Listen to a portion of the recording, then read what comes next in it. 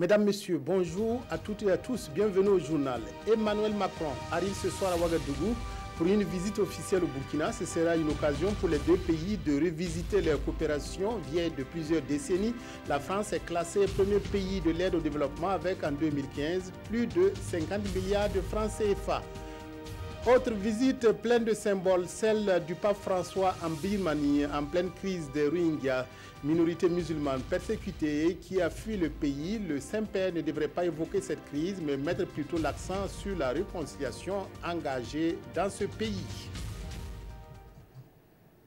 Cela dit, c'est cette nuit qu'arrive à Ouagadougou le président français Emmanuel Macron pour une visite officielle de 112 heures. La capitale burkinabé s'est parée de ses plus beaux habits pour accueillir son hôte français. Les drapeaux burkinabés et tricolores ornent les rues et avenues de Ouagadougou. La capitale burkinabé est la première étape de la tournée du locataire de l'Élysée en Afrique de l'Ouest.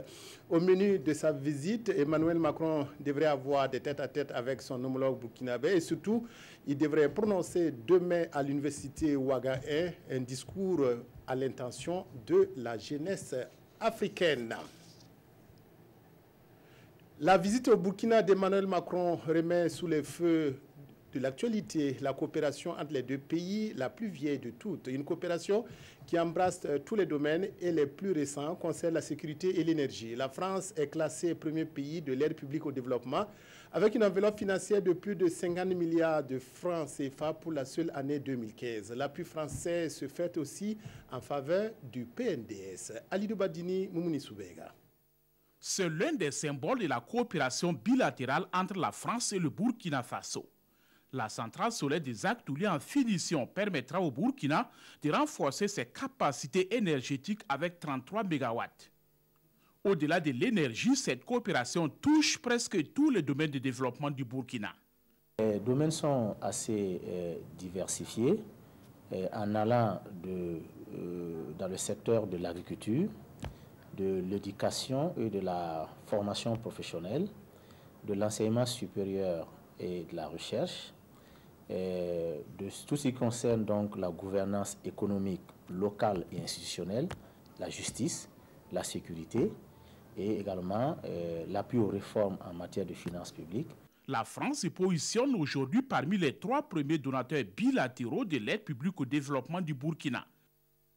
En 2015, la France donc est positionnée comme étant le premier donateur bilatéral de l'aide publique au développement, avec environ 52 milliards de francs CFA. Elle maintient sa position également en 2016, de premier donateur bilatéral, avec également un montant de 63 milliards de francs CFA.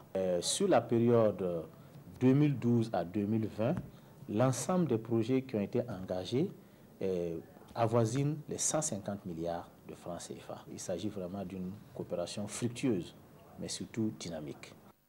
Et dans le cadre de la mise en œuvre du PNDS, le Plan national du développement économique et social, la France figure également en bonne place parmi les pays contributeurs. La France a pris l'engagement d'accompagner le PNDS pour un montant d'environ 300 milliards de francs CFA, à travers donc les actions de l'Agence française de développement. Et cet engagement est en train d'être tenu. Il y a également un appui au programme d'urgence pour le Sahel que le gouvernement donc a élaboré. L'aide publique au développement de la France se matérialise sous plusieurs formes. Il s'agit de prêts concessionnels et de dons que l'on appelle couramment subventions. Et la concessionnalité donc des prêts se traduit ici par des durées de l'ordre de 20 ans, dont 5 ans de différé, et également par un niveau bas des taux d'intérêt qui ressortent à 0,25% l'an. Entre la France et le Burkina Faso, c'est une coopération économique et financière vieille de plusieurs décennies qui n'a pas fini de dévoiler ses ambitions. La France va bientôt apporter une assistance à la mise en place d'une caisse de dépôt et consignation. Objectif, mobiliser l'épargne nationale pour le financement des projets structurants au Burkina. À cela s'ajoute la réalisation du projet Plan solaire 2025, un projet qui vise la croissance verte au Burkina Faso. Tournée de prise de contact du président de l'Assemblée nationale avec les habitants des zones non loties de Ouagadougou. Hier, Alassane Bala Sakandé s'est rendu à Nagrin, Bisguin et Yagma pour échanger avec les populations de ces zones. La prolifération des habitats spontanés et les problèmes qu'ils engendrent ont été dénoncés par le président de l'Assemblée nationale qui a promis la réalisation de services sociaux de base pour leurs occupants. Gérard Somé, Nyarkiteda, reportage. Les zones non loties. Une préoccupation majeure du président de l'Assemblée nationale. Les habitations spontanées ont gagné du terrain dans les 4 coins de Ouagadougou ainsi qu'à l'intérieur du pays et inquiètent au point même de constituer un casse-tête chinois. C'est pourquoi à Nagrin, Bisiguin et à Gamdré, Alassane Bala Sakandé tire la sonnette d'alarme avant de situer les responsabilités à 5 niveaux. C'est l'État, c'est les maires, les élus locaux, c'est les commerçants véreux et c'est les populations elles-mêmes qui demandent le terrain. Chacun a sa part de responsabilité. En entendant, les populations de ces zones ont des besoins. Ici à Gamdreyar, les préoccupations des populations sont présentées au président du Parlement. Manque d'eau potable, d'électricité, de services de santé, d'écoles et d'infrastructures. Alassane Bala Sakandé promet. Au cas où l'exécutif sera défaillant, en ce qui concerne quelques petits forages par-ci, des tablements par-là, des petites réalisations comme ça, nous pouvons, de par nos relations, voir comment nous pouvons le faire. Mais le problème principal qui revient, c'est les lotissements. Et vous savez que quand une zone n'est pas lotie, il y a plusieurs infrastructures qui sont difficiles à émerger. Et de Nagrin à Gamdreyar, en passant par Bissiquin, les populations saluent la démarche.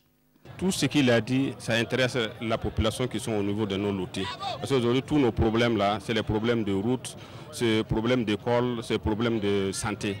Donc si réellement on arrive à lotir, je pense que tous ces problèmes-là seront résolus. Par ces différentes assorties, avec des députés de tous bords, Alassane Bala Sakandé veut imprimer sa marque, donner une autre perception du député, celui qui, au-delà du vote des lois, participe au développement intégral du pays par des actions concrètes ou des sensibilisations. Principalement, nous avons parlé sécurité et également aussi les turbulences que le pays vit de façon à ce que nous puissions construire cette chère nation qui est le Burkina Faso. Aujourd'hui, le Burkina est attaqué par les terroristes. Et si à l'intérieur, nous devons nous-mêmes créer des terroristes, ça va poser un problème. Le président du Parlement ne compte pas s'arrêter là. Il va poursuivre ses tournées dans d'autres zones de la capitale ainsi qu'à l'intérieur du pays. La Cour de justice de l'UEMOA dresse le bilan d'une année d'activité. Elle a été marquée par la tenue de séminaires en Côte d'Ivoire, au Burkina et au Niger pour vulgariser le droit et la justice communautaire de l'Union. C'est le point de cette tournée qui est fait avec les hautes cours et les barreaux de l'espace communautaire à Ouagadougou. 2 jours de réflexion autour du thème, le juge national et le droit communautaire UEMOA. Urbain Sommet, Maïmouna Traoré. Un dialogue entre magistrats et avocats pour approfondir la réflexion sur une thématique, le juge national et le droit communautaire UEMOA. Ce séminaire régional organisé par la Cour de justice de l'UEMOA offre l'opportunité aux juges nationaux et ceux communautaires d'accorder leur violon sur la nature de leur collaboration. Quand on parle de droit communautaire et juge national, le problème qui se pose, c'est à quel moment le juge national peut appliquer le droit communautaire ou pas. Le juge national applique le droit national et le juge communautaire applique le droit communautaire. Mais il peut arriver qu'il y ait un problème de droit communautaire qui apparaît à l'occasion d'un dossier ou d'un litige qui est posé devant le juge national. Dans ce cas-là, le juge national, s'il est saisi en premier ressort, il peut, s'il comprend la loi, l'interpréter et l'appliquer.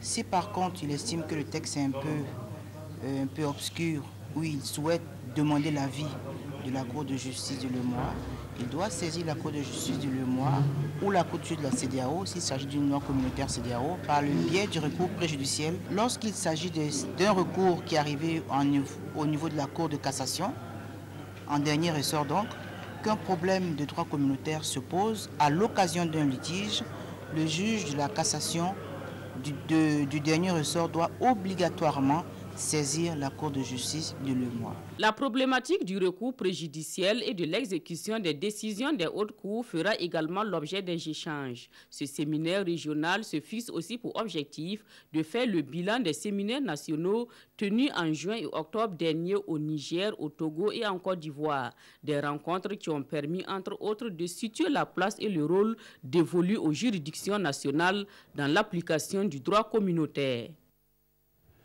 Coopération sécuritaire des stagiaires du collège sahélien de la sécurité G5 Sahel ont visité samedi dernier le centre d'études stratégiques en défense et sécurité. Les stagiaires du G5 Sahel viennent des pays qui se retrouvent dans ce regroupement et sont venus à Ouagadougou s'inspirer des missions du centre créé il y a quelques mois par Auguste Barry. Alidou Badini, Nathalie Savadogo. Une délégation des stagiaires du Collège sahélien de sécurité du G5 Sahel en visite au siège du Centre d'études stratégiques en défense et en sécurité à Ouagadougou.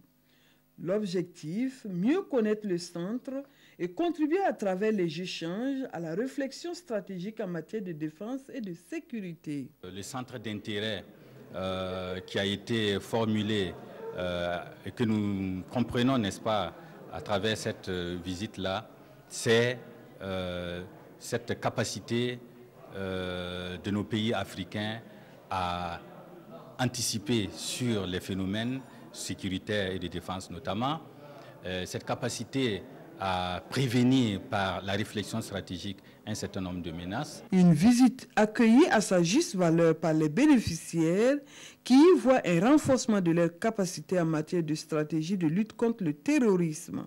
Nous sommes venus ici au Centre d'études de stratégie de défense et de sécurité pour voir plus toutes les structures qui rentrent dans ce domaine. Donc nous sommes satisfaits de notre visite ici, qui complète notre formation de terrain. Créé il y a plus d'une année, le Centre d'études stratégiques en défense et en sécurité a pour but de concevoir et de proposer des stratégies en vue de contribuer à la performance des outils de défense et de sécurité au Burkina Faso, en Afrique et dans le monde. Une étude sur la gouvernance de l'eau et la biodiversité dans le sous-bassin du Nakabé a été réalisée à l'initiative de l'ONG Naturama. Cette étude est validée par un atelier qui fera des amendements pour une meilleure gestion des ressources en eau du sous-bassin du Nakabé. Un diagnostic des problèmes environnementaux comme le braconnage et la disparition de certaines espèces animales pour envisager des solutions constitue cette étude. Alidou Badini, Oumar Zombré, reportage. La problématique de la gouvernance des écosystèmes et la conservation des ressources naturelles dans le sous-bassin du Nakambé, voici les sujets qui mobilisent ici ces hommes et femmes. Une soixantaine environ, ils vont valider une étude réalisée dans le cadre du programme Ressources partagées, solutions communes, SRJS. C'est un diagnostic que nous avons fait des problèmes environnementaux qui se posent au niveau de ce paysage pour envisager des solutions. Parce que vous savez que les questions environnementales, ce sont des questions qu'il faut prendre à bras le corps. Le braconnage, la disparition de certaines espèces animales et la violation des corridors des éléphants entre le Burkina Faso et le Ghana, pour ne citer que cela, figurent parmi les problèmes énumérés dans le rapport provisoire à valider. Pour la représentante du gouverneur de la région du Centre-Sud, cet atelier est une aubaine pour les acteurs de la région. L'atelier est vraiment une opportunité pour que les acteurs, tous les acteurs de la région puissent en tirer profit et aussi apporter leur expertise. Parce que chacun est expert dans son domaine, dans ce côté environnement. Nous en avons besoin. Le projet, exécuté par la Fondation Naturama, a été initié par l'UICN, l'Union internationale pour la conservation de la nature. Au Burkina Faso, il concerne 3 régions, à savoir l'Est, le Centre-Sud et une partie du Centre-Ouest. Culture pour refermer cette page nationale, le festival Djidjoro a refermé ses portes hier à Ouagadougou, une première édition destinée à valoriser les arts et la culture du Naouri. Les Ouagalais ont ainsi pu découvrir pendant 3 jours un pan de la culture kassena à travers la musique, les danses et les rites guerriers. Il faut également noter la tenue d'une foire commerciale et culturelle. Nongba Kouda et Dramandadian. Un spectacle à ciel ouvert dans les rues de Ouagadougou. Des archers avec dans leur carquois un pan de la culture kassena nankana. Des sonorités, des pas de danse kassena donnés à voir et à entendre. Nous sommes au festival.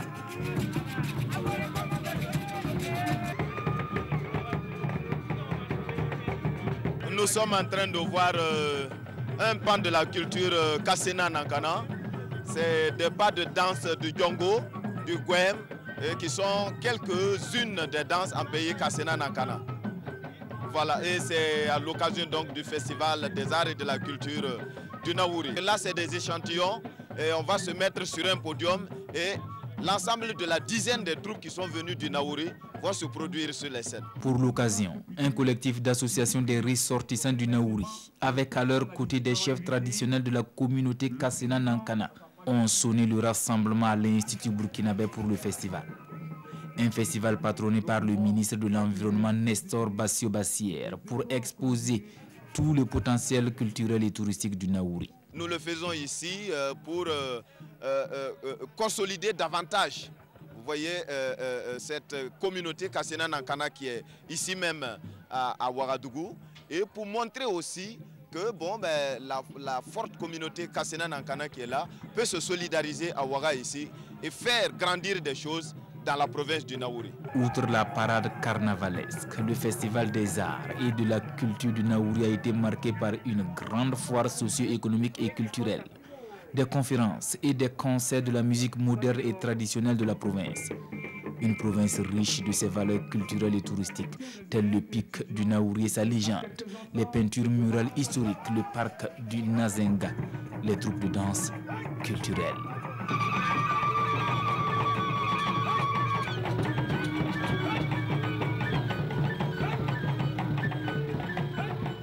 Le pape François est arrivé ce matin à Rangoon où il a entamé une première visite en Birmanie. Le Saint-Père arrive dans ce pays à majorité bouddhiste qui abrite des minorités catholiques et musulmanes. La minorité Rohingyas est persécutée et a quitté la Birmanie ces derniers mois par milliers. Le pape ne va pas évoquer cette crise avec les autorités birmanes. Il devrait plutôt soutenir le processus de réconciliation en Birmanie.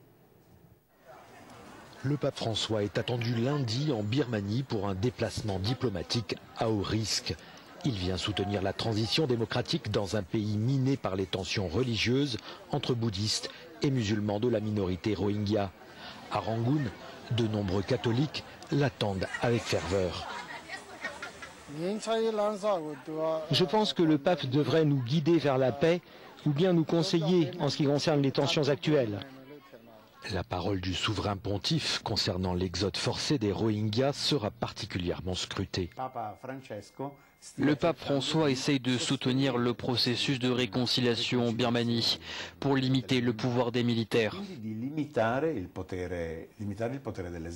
Parce qu'en renforçant Aung San Suu Kyi et en faisant passer ce message durant sa visite, le pape peut aider la communauté internationale à jouer un rôle encore plus actif dans le futur de la Birmanie.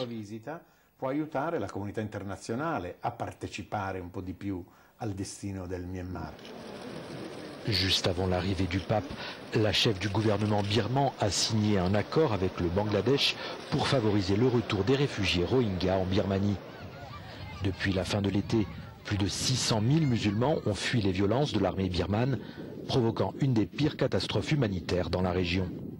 Une véritable épuration ethnique dénoncée par l'ONU et plus récemment par les États-Unis. La visite au Burkina du président français est à la une de tous les quotidiens de ce lundi. Les commentaires vont bon train sur le séjour d'Emmanuel Macron. Revue de presse avec Aimé Solange Guigma. Macron à Ouagadougou sur fond de querelle Picrocholine, titre aujourd'hui au Faso.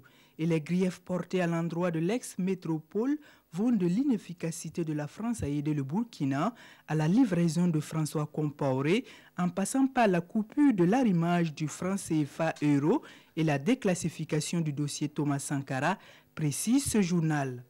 C'est pourquoi l'observateur Palga craint pour la sérénité des échanges sur le campus de Ouaga 1 entre le président Macron et la jeunesse estudiantine. Mais le démocrate qu'est Emmanuel Macron ne doit pas s'en offusquer pour autant, suggère le pays, car c'est le signe qu'au Burkina, il y a une opinion qui sait par moments se montrer très critique. C'est d'ailleurs ce qui a inspiré le président français, à en croire l'Express du Faso, à choisir le Burkina à travers sa jeunesse pour décliner sa politique de l'Afrique. Qu'à cela ne tienne, le jeune Macron fera-t-il rêver la jeunesse africaine à une période où l'idée selon laquelle ventre plein nègre content est révolue s'interroge le pays. Pour sûr, réplique l'Express du Faso, c'est une occasion à saisir par la jeunesse africaine pour mettre fin définitivement à un système colonial dans lequel elle ne se reconnaît pas du tout. C'est également une preuve, selon Sidouaya, que de nos jours, Aux yeux de la France, notre pays compte en Afrique, sans pour autant perdre de vue qu'avec la France, ses intérêts priment avant tout, indique le quotidien. Mais en attendant, faux Macron, bienvenue Monsieur le Président, au pays des hommes intègres, conclut le journal de tous les Burkinabés. Fin du journal. Merci de votre aimable attention à la RTB. Excellent après-midi.